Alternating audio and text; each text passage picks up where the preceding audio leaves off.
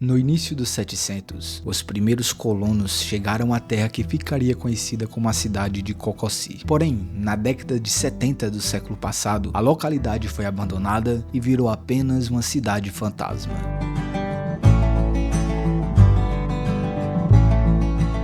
Quando eu era criança, eu vivia na capital federal do nosso país. E apesar da maior parte da minha família ser cearense, até então eu não tinha qualquer contato com a vida rural. Na verdade, eu só conhecia prédios e asfalto. Quando raramente nós íamos para um passeio afastado da cidade, até onde eu me lembro, eu não via a hora de voltarmos para casa. Porém, meus pais sempre falavam de se mudarem para o Ceará. E a forma como eles falavam com paixão da terra natal já me deixava ansioso por quão bom deveria ser viver naquela nova terra. Até que o dia de ir chegou. Mas como minha mãe tinha medo de avião, a viagem teve que ser de ônibus. Uma longa e demorada viagem de ônibus, da qual a maior parte foi atravessando a Bahia por um dia inteiro e parte da noite. Que estado sem fim. Bom, eu não me lembro muito da viagem, mas algo nela me pegou. Olhar pela janela do ônibus causava um sentimento complexo, pelo fato de que na maior parte do tempo não havia nada além de infinitos campos de mato ou milho seco que deitavam com o vento. E hora ou outra, uma casinha ou mesmo uma vila bem antigas e meio acabadas. E como eu disse, até então eu vivia num ambiente completamente diferente. Então, encontrar o horizonte vazio e cinzento daquela estrada, com nada além de nuvens vagando e um urubu ocasionalmente planando com preguiça pelo céu, foi estranhamente inquietante. Havia uma escuridão naquele vazio, um microcosmo do Brasil, que remete aos primeiros dias do desenvolvimento do nosso país, quando o que estava além do horizonte ainda era totalmente desconhecido. Existe uma intensidade quando olhamos para as fotos de Cococi, uma espécie de neblina marrom no ar, uma poeira nas casas. A seriedade no fundo das imagens é quase como se elas olhassem pra gente de volta. Eu não consigo evitar a sensação de que algo terrível está escondido atrás daquele mato seco e fora do nosso campo de visão. A estranheza de tudo isso é um mistério que se encontra profundamente no coração de toda pessoa que passa algum tempo nos sertões. Assim, o gótico a que me refiro aqui não é um gênero importado literário, musical ou de cinema transplantado para a nossa paisagem. O sertão gótico é uma emanação nascida da confluência entre uma geografia brutal, uma história de violência extrema e uma espiritualidade sincrética e arraigada. Esse é um espaço onde o passado nunca está morto, pois ele nem sequer passou. A natureza aqui é simultaneamente exterior e interior, um todo vivo que se manifesta nas formas físicas e se internaliza com a força dos mitos. Isso tudo tão bem incorporado por Guimarães Rosa em Os Sertões. Esse passado que não é uma lembrança, mas uma assombração, impregna o solo, assombra as ruínas das velhas fazendas e vive na voz dos contadores de causos. Mantém vivos os fantasmas que se recusam a descansar. Essa é a cartografia de um medo brasileiro, um mapa desenhado sobre as cicatrizes de uma terra que se recusa a esquecer. E nesse sentido, eu me sinto como muitos dos homens que transcreveram tão bem esses sentimentos e histórias. Obviamente, existe uma diferença entre a habilidade necessária para criar contos maravilhosos, como o de Coelho Neto, romances como Ariano Suassuna ou Ney Leandro, e o toque imbecil que eu preciso para escrever meus vídeos bobos. Mas o fio condutor é que todos nós somos profundamente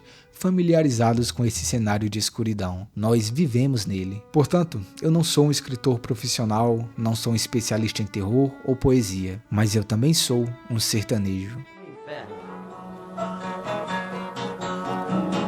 Cada história que me contam me dizem ser verdadeira. Moça que dançou com alma, outra dançou com caveira, outra dançou com defunto em noite de sexta-feira. O horror mais profundo do sertão nasceu da sua própria história. A violência que moldou essa região foi tão extrema, tão repetida e tão entranhada no tecido da vida cotidiana que se tornou mítica. Os massacres, as vinganças e as guerras não são apenas páginas para livros. São feridas abertas, traumas coletivos que continuam no imaginário do povo, fornecendo a matéria-prima para suas narrativas mais sombrias. São histórias de fantasmas reais, cujos gritos ainda ecoam no vento que assobia entre as pedras.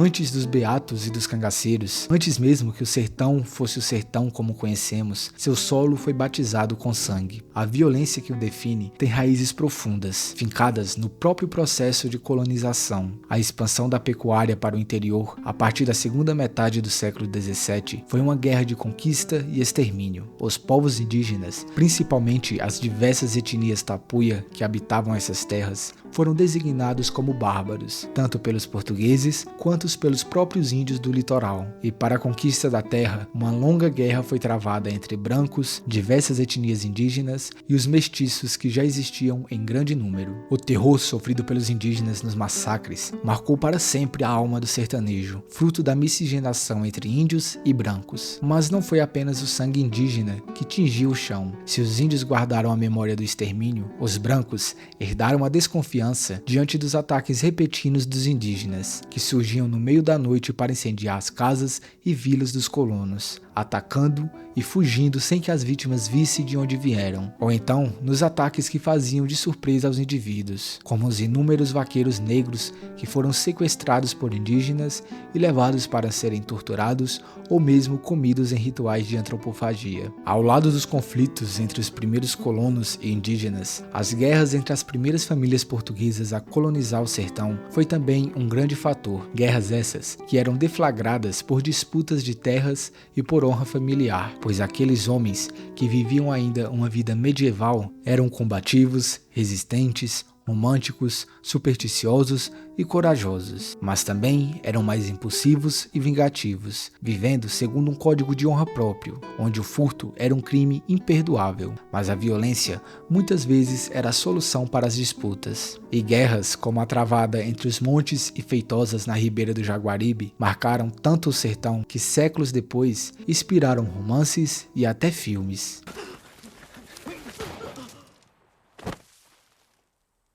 Essa convivência prolongada em um ambiente hostil, marcado por guerrilhas indígenas, ataques de animais selvagens e a presença de criminosos, tornou o sertanejo naturalmente desconfiado. Sua vida era cercada por perigos constantes, como emboscadas, ataques surpresa e tiros disparados do meio do mato, o que reforçou sua cautela extrema. A desconfiança se tornou uma característica central do sertanejo. Ele confiava apenas em familiares e compadres.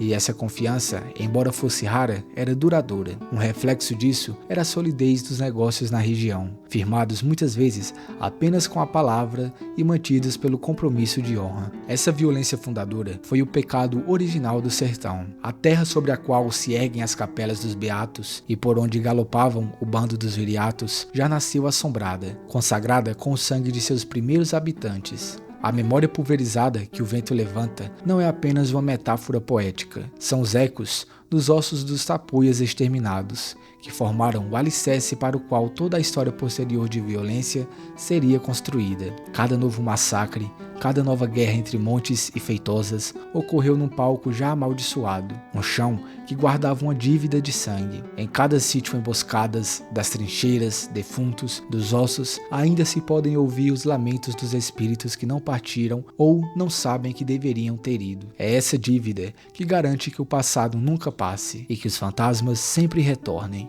Naquele momento estava muita gente no local. Se atiraram nas pedras, morriam passando mal. Pra ver Dom Sebastião e a loucura de João matou todo o pessoal.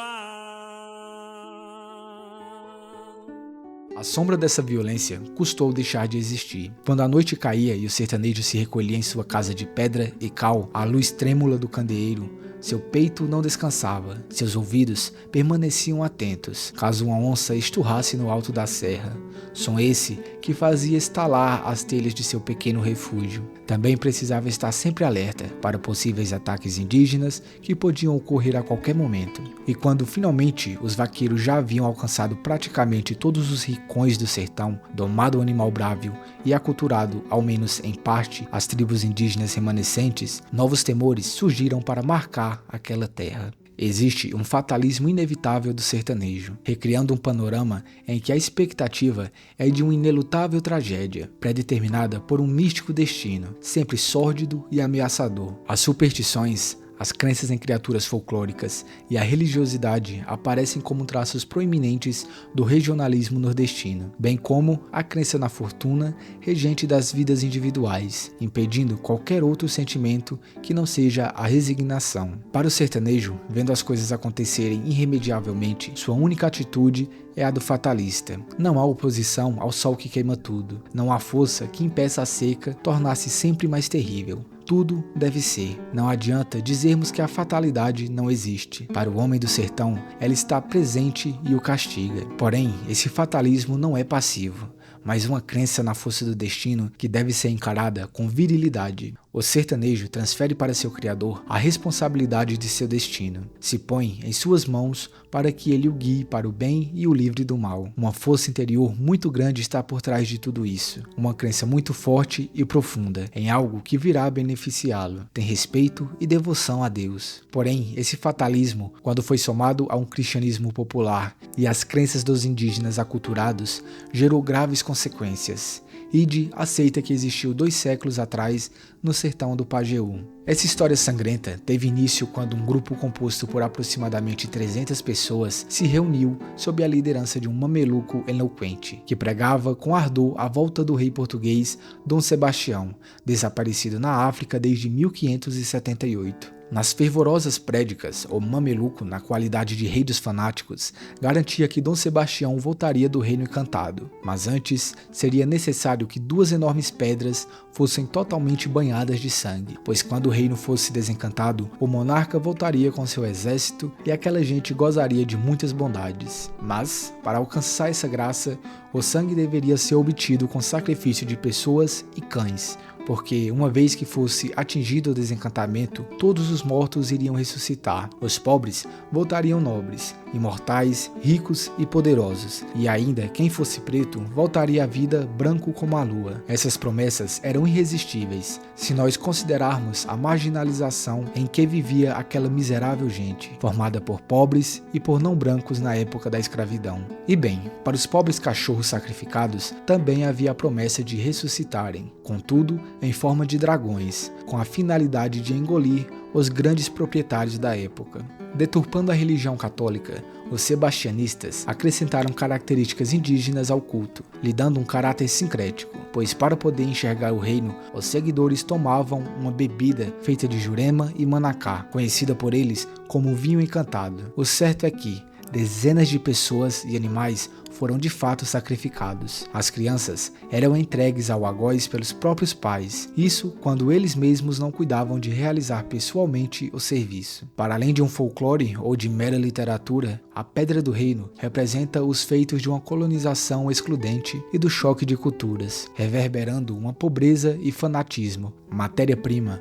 para a história dos sertões nordestinos. Aqui, a violência foi um sacramento pervertido, um ritual para consagrar a terra com o sangue dos inocentes. Esse evento, além de inspirar obras como a Pedra do Reino de Ariano Suassuna, criou arquétipos como o Beato, o Profeta, uma figura ambígua que caminha na linha tênue entre a santidade e a monstruosidade, capaz tanto de guiar seu povo para a salvação, quanto de levá-lo para o inferno. Ainda muitos outros massacres ocorreram nesses sertões, dos mais desconhecidos, como quando o governo de Getúlio Vargas bombardeou o Ceará, até os mais conhecidos, como quando as forças satânicas da República massacraram o Arraial de Belo Monte, ou Canudos, como é mais conhecido, o reino liderado pelo Conselheiro.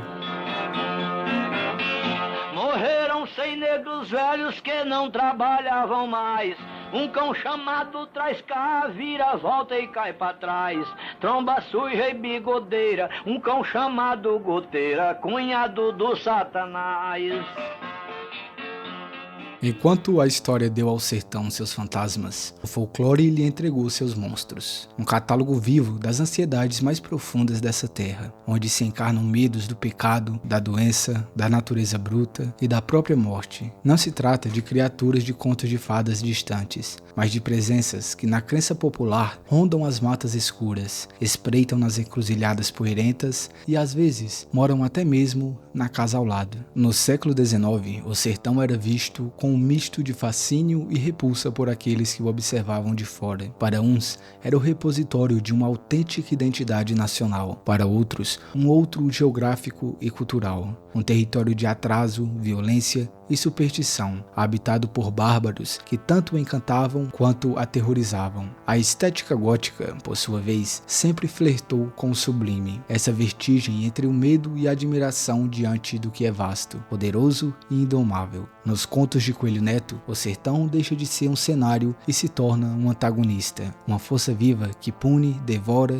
e enlouquece. É ali que a casa em ruínas, a bruxaria e o morto-vivo encontram um novo habitat, distante e abrasador. O conto Praga, que está na coletânea Sertões, é sem dúvidas um dos melhores que eu já li, um dos meus favoritos para toda a vida e que consegue passar tudo o que comentamos até aqui, acompanhado ainda daquele charme do goticismo e do sertão oitocentista. Porém, eu gostaria de dar mais destaque para uma obra de mais fácil acesso ao público geral, o romance As Pelejas de Ojuara e sua posterior adaptação para as telas, O Homem que Desafiou o Diabo. Entre as muitas criaturas mágicas que aparecem durante o romance, uma das mais interessantes para mim são os pretos velhos. Nas religiões afro-brasileiras, os pretos velhos formam uma linha de entidades de luz, espíritos de antigos africanos escravizados que retornam para compartilhar sua sabedoria. Com seus cachimbos, suas rezas e seus conselhos moles de tempo, são guias espirituais, curandeiros e guardiões de uma memória ancestral. Logo no início da jornada, Ojuara encontra 3 velhos estranhos sentados em volta de uma fogueira. São eles Chico Rabelais,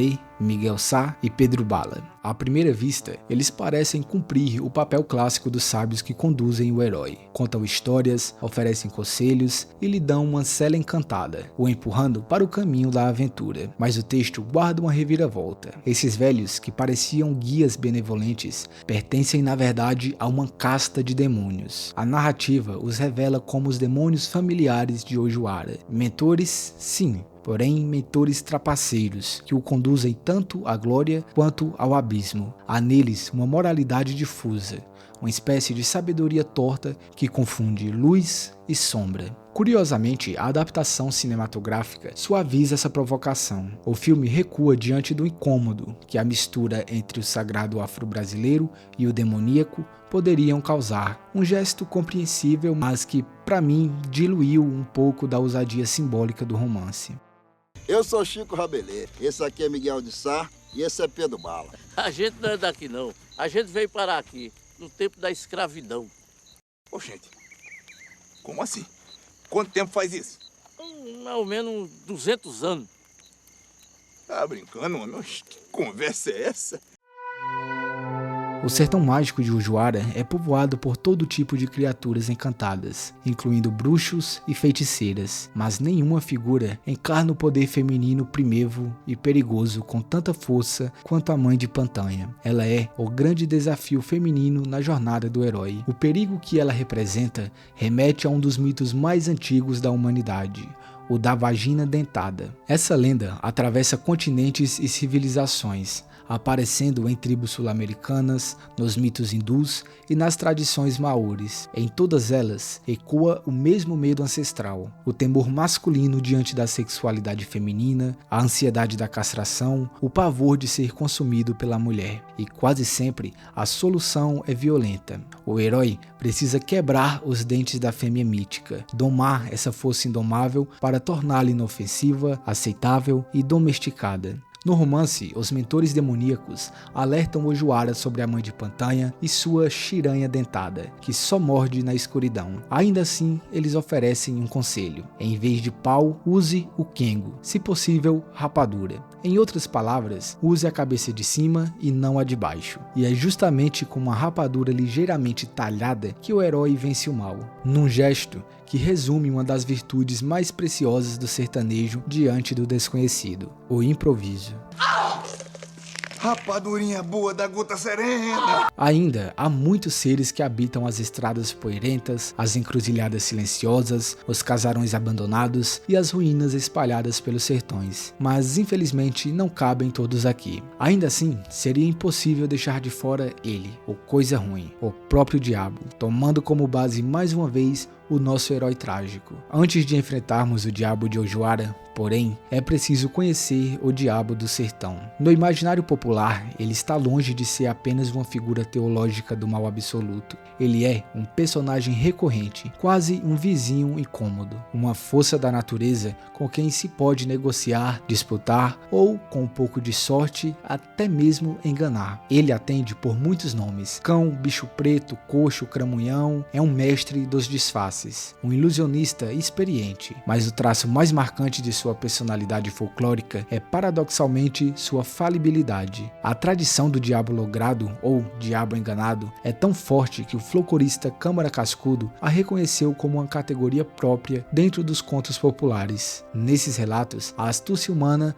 vence o poder infernal e a gargalhada se torna o mais eficaz exorcismo. O diabo que Ojoara se propõe a desafiar é herdeiro direto dessa tradição. Ele não é apenas uma abstração metafísica, mas uma presença física enraizada no chão do sertão, um adversário digno de um herói de carne e poeira. Tem forma e cores brasileiras, misturando o demônio europeu a crenças e divindades locais. É o resultado de um secretismo profundo, onde o inferno se pinta de sol e mandacaru. A adaptação cinematográfica do livro captou essa brasilidade com engenhosidade. O diabo, aqui chamado de cão miúdo, pode ter uma aparência mais pitoresca, mas ainda representa o mal absoluto, aquele que persegue o que julga ser seu e faz o pobre caboclo sofrer, suar e até desejar a morte. Mesmo assim, como mandam as boas histórias de cordel, o diabo acaba logrado, vencido pela esperteza do homem comum. Esse herói disfarçado de matuto que ri do perigo e engana o próprio inferno com um sorriso de canto de boca.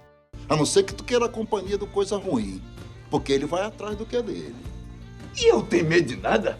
Eu sou o Joara. Saudade do luar da minha terra, prateando lá na terra, folhas secas pelo chão. Esse luar, cada cidade tão escuro, não tem aquela saudade do luar lá do sertão. Talvez tenha sido esse o mundo que eu vi pela janela do ônibus. Um mundo que, em seu princípio, foi banhado em sangue e assombrado por fantasmas. Os mesmos que, um dia, inspiraram os cantadores e os contadores de causas. Mais tarde, esses ecos sombrios também chegaram aos intelectuais, que souberam escrever com maestria sobre esse ar de mistério e medo que ainda paira sobre a terra brávia, distante e quase esquecida dos sertões.